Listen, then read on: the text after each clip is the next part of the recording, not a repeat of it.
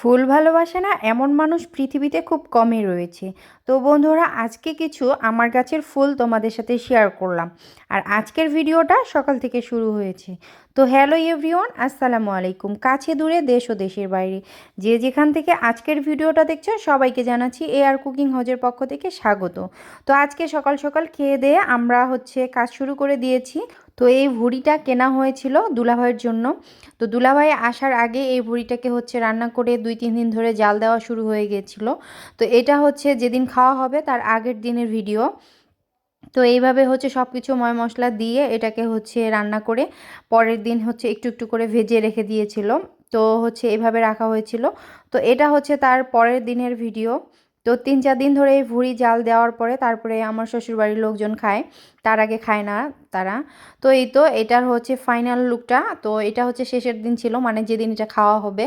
তো এটা ভাজা হয়ে দেখো বন্ধুরা কতটা ছোট হয়ে গেছে আর কতটা লোভনীয় হয়েছিল। আর ভুড়ি অলরেডি ভাজা হয়ে গিয়েছে, সেই চুলাতে এখানে ডাল বসিয়ে দিয়েছে। তো ডালটা এখানে সিদ্ধ করা হচ্ছে হলুদ লবণ ছাড়া, আগে ডালটাকে সেদ্ধ করে নেওয়া হচ্ছে।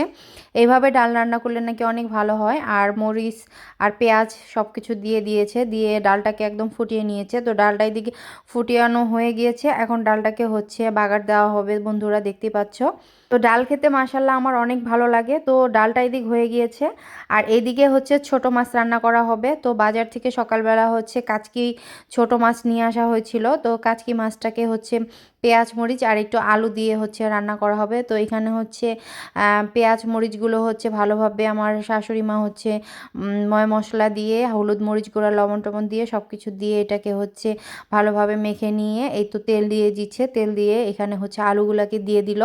তো আলুটাকে দেওয়ার পরে এখানে মাছটাকে দেওয়া হবে। তো ছোট মাছ সব সময় এভাবেই মেখে হাতে মেখে রান্না করা হয়। তো অনেকে অনেকভাবে খায়। তো আমার কাছে ছোট মাছটা কিন্তু হাতে মেখে রান্না করলেই বেশি ভালো লাগে। তো এই কাচকি মাছটা কিন্তু আমার খুব প্রিয় একটা মাছ। তো এই মাছটা আমার শ্বশুর সকালবেলা বাজার থেকে নিয়ে এসেছে। তো এই মাছটাকে রান্না করা হবে। তো এই তো সব কিছু দিয়ে মাছটাকে ভালোভাবে নাড়াচাড়া করে দেওয়া হচ্ছে বন্ধুরা, দেখতেই পাচ্ছ। আর এভাবে হাতে মেখে মাছ রান্না করলে কার কার পছন্দ ভালো লাগে তোমরা অবশ্যই কমেন্ট বক্সে জানাবে কিন্তু। তো এই তো মাখা চাকা হয়ে গিয়েছে, এখন এখানে পানি দিয়ে দিল।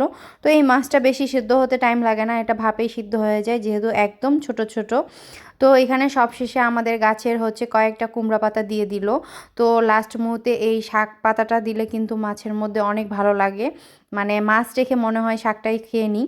তো এই তো চুলার মধ্যে বসিয়ে দিয়েছে বন্ধুরা, শাকটা জাল দিয়ে দিয়েছে। তো দেখতে পাচ্ছ আর আমার তরকারিটা কিন্তু প্রায় অনেকটা রান্না হয়ে গিয়েছে।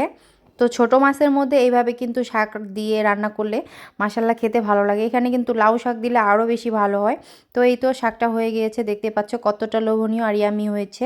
আর সত্যিকার অর্থে এইভাবে শাক দিয়ে ছোট মাছ রান্না করলে খেতে আসলেই অনেক ভালো লাগে। আর এদিকে গরুর মাংস রান্না করা হবে, যেহেতু এটা সেকেন্ড দিন ছিল। তো এখানে গরুর মাংস বসিয়ে দেওয়া হবে এখন। গরুর মাংসটা ধুয়ে নেওয়া হয়েছে আর চুলাতে পেঁয়াজ মরিচ ভেজে নিয়ে সব ময় মশলা দিয়ে মশলাটাকে একটু কষিয়ে নেওয়া হচ্ছে বন্ধুরা, দেখতেই পাচ্ছ। তো এই তো এটা আমার দ্বিতীয় দিনের ব্লগ ছিল সকাল থেকে। তো দুলাভাই এসেছিল, প্রথম দিনের ব্লগটা আমি অলরেডি দিয়ে দিয়েছি, এটা ছিল দ্বিতীয় দিনের। তো এই তো ময় মশলা সব কিছু দিয়ে এখানে একটু পানি দেওয়া হয়েছে, পানি দিয়ে এটাকে ভালোভাবে কষিয়ে নেওয়া হচ্ছে। আর সবার শেষে এখানে কাঁচামরিচ দেওয়া হলো। তো এদিককার মানুষ মানে সিরাজগঞ্জের মানুষ কিন্তু কাঁচামরিচ ছাড়া কোনো তরকারি তারা খায় না। অনেকেই শুকনো মরিচটাই দিয়ে শুধু রান্না করে। তো এদিকের মানুষ কিন্তু কাঁচামরিচটা ছাড়া কোনো তরকারি খাবে না। তো যাই হোক, এই তো মাংসতেও কাঁচামরিচ দেয়। তো এই তো মাংসটাকে ধুয়ে নেওয়া মাংসটা এখানে দিয়ে দিয়েছে, দিয়ে এখন মাংসটাকে ভালোভাবে কষিয়ে নিবে।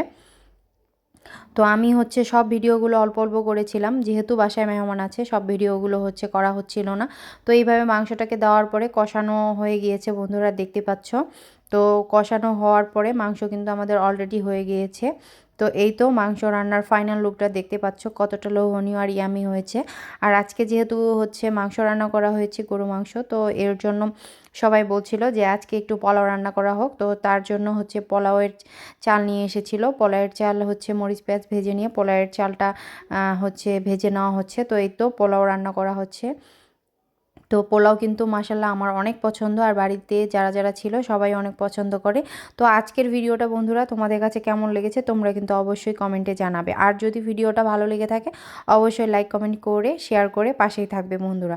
তো আজকের মতো আমি এখানে বিদায় নিতে চাচ্ছি। আর এই যে একদম রান্না করতে করতে সন্ধ্যার টাইম হয়ে গিয়েছিল, তো সন্ধ্যার টাইমে আমি একটু আকাশের ভিউটা নিয়ে নিয়েছিলাম। সন্ধ্যার টাইমে আকাশের ভিউটা কিন্তু মাশাল্লাহ অনেক সুন্দর লাগছিল বন্ধুরা।